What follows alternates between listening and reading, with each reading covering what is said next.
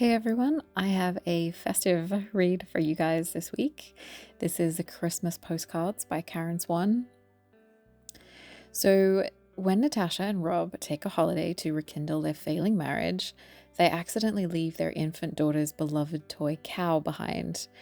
Back in the Cotswolds, Natasha goes online to try and track it down, and a man called Duffy just happens to have it, but he's on his way to the Himalayas. So Duffy promises to send pictures of the toy in locations on his trip, and soon Natasha and Duffy are enjoying their correspondence more than they expected. And perhaps they already have a connection to each other. I always like to read a Christmas themed book with a cute cover and a happy ending around this time of year. And this was one that I saw that looked like a lot of fun.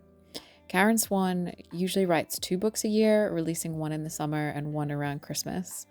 They're real chunky door stopper beach type reads with interesting holiday sort of type locations.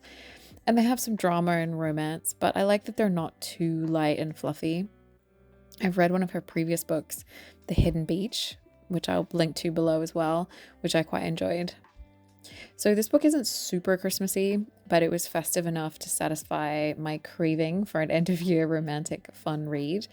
I do watch a lot of Christmas movies and things around this time of year, so I didn't need this one to be like super Christmassy. But I like that Karen Swan creates really recognizable characters. You're not going to get anyone confused with anybody else. And what was slightly confusing was that the book was written sometimes from Natasha's perspective, sometimes from Duffy's in the present. And then there were some scenes in the past at the start of her, kind of at the hen's weekend before her wedding and things like that. So it's kind of jumping around a little bit.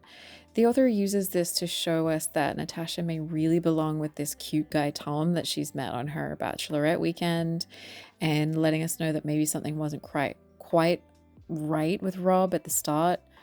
He's sort of one of those perfect on paper kind of guys, which is great for shadowing, but it's a little hard on the flow for the reader, I think, maybe. This book was also a little bit of a slow to start one, but only a little. I do find Swan's books in general, they're pretty easy to get into, and I really liked Natasha. She wasn't too much of a doormat or a wet blanket or whatever like some romance lead characters are. And then we get some pretty fun drama and twists and turns. It kind of goes a bit, let's just say it gets very dramatic, which is fun. And there's some things where you're like, that's maybe unrealistic, but it's kind of great.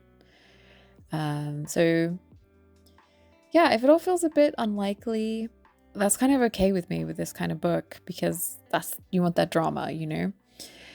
I feel like Karen Swan is a really reliable author for books like this that are romantic reads. She does like the sort of beach holiday reads in summer or the Christmas reads in winter.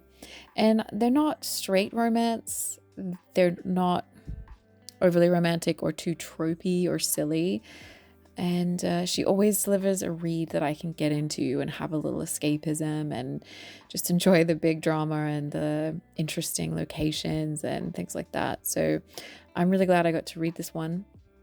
If you are looking for a cute but not too fluffy Christmas read this year, you will probably like this one.